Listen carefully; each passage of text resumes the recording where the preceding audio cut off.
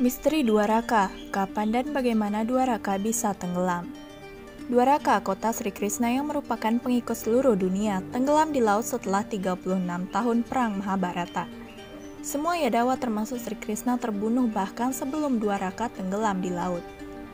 Akhir dari Dwaraka dan kematian seluruh Yadawa termasuk Krishna dikarenakan dua faktor.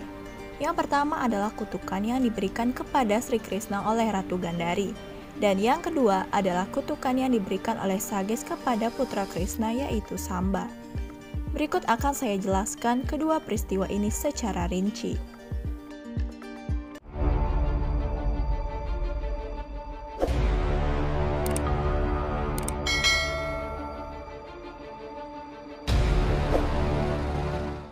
Setelah berakhirnya perang Mahabharata, ketika Yudhishthira dimahkotai, Gandhari ibu dari Korawa mengutuk Sri Krishna bahwa dengan cara yang sama pula semua dinasti Yadawa akan hancur dan Krishna akan melihat sendiri kematian semua putranya.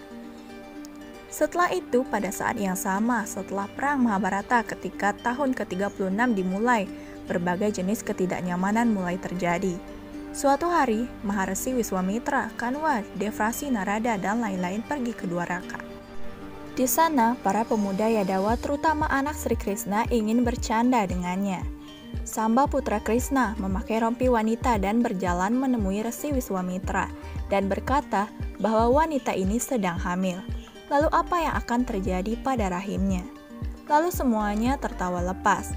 Ketika para resi melihat bahwa para pemuda ini menghina mereka menjadi marah dan mengutuk bahwa putra Sri Krishna ini akan membuat adu besi untuk menghancurkan Krishna dan seluruh Dwaraka.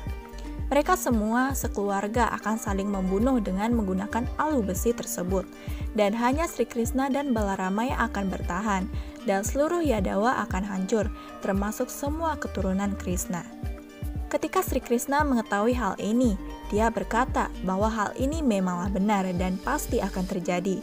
Setelah itu, di hari kedua setelahnya, Samba menghasilkan alu besi sesuai dengan kutukan sang resi.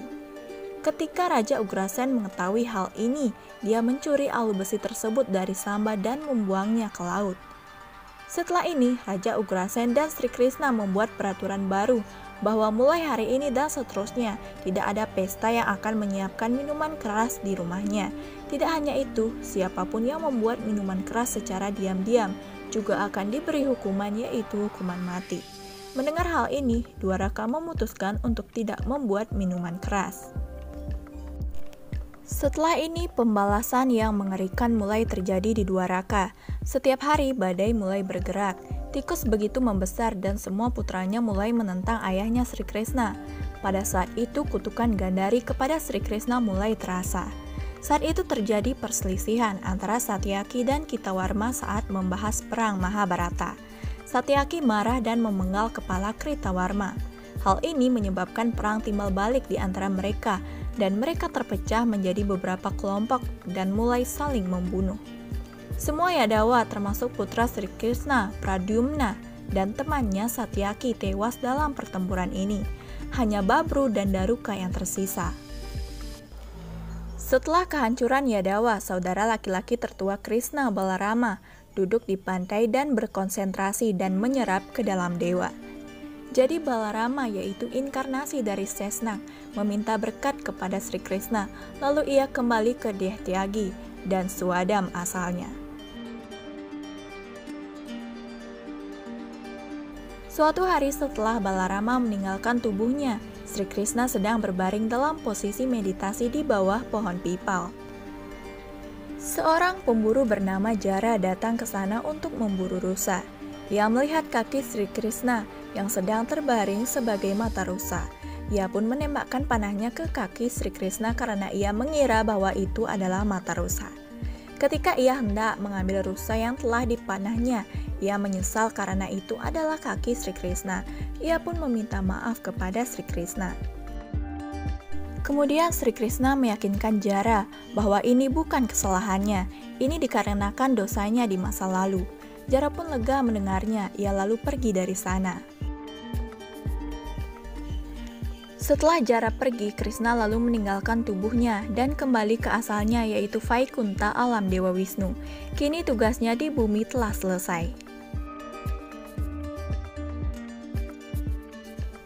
Setelah itu, Daruk pergi ke Hastinapura dan memberitahu Pandawa bahwa seluruh Yadawa sudah hancur termasuk Balarama dan juga Krishna. Mereka telah tiada. Pandawa sangat sedih mendengarnya. Arjuna segera berangkat ke Dwaraka dan menemui ayah dan ibu Basudewa. Saat Arjuna sampai di Dwaraka, ia sangat sedih melihat pemandangan di sana. Melihat mereka menangis, Arjuna pun ikut menangis. Setelah melihat Arjuna, Basudewa, ayah Krishna, menyampaikan pesan Sri Krishna kepada Arjuna dan berkata bahwa Dwaraka akan tenggelam di laut. Jadi bawalah semua penduduk Dwaraka bersamamu, Arjuna. Setelah itu Arjuna meminta Daruk memanggil semua menteri. Begitu para menteri datang, Arjuna berkata bahwa saya akan membawa semua warga Dwaraka ke Indraprastha karena Dwaraka akan segera tenggelam. Arjuna lalu berkata kepada para menteri bahwa setiap orang akan berangkat ke Indraprastha pada hari ke-7 mulai hari ini. Jadi Anda harus segera mempersiapkannya. Semua menteri segera mengikuti perintah Arjuna. Keesokan paginya, Arjuna melakukan ritual terakhir dari semua keturunan Yadawa yang terbunuh dalam perang tersebut. Setelah itu, pada hari ke-7, Arjuna membawa sekeluarga Sri Krishna dan semua penduduk pergi menuju Indraprastha. Begitu mereka semua pergi, kota Dwaraka tenggelam di laut, dan semua orang terkejut melihat pemandangan ini.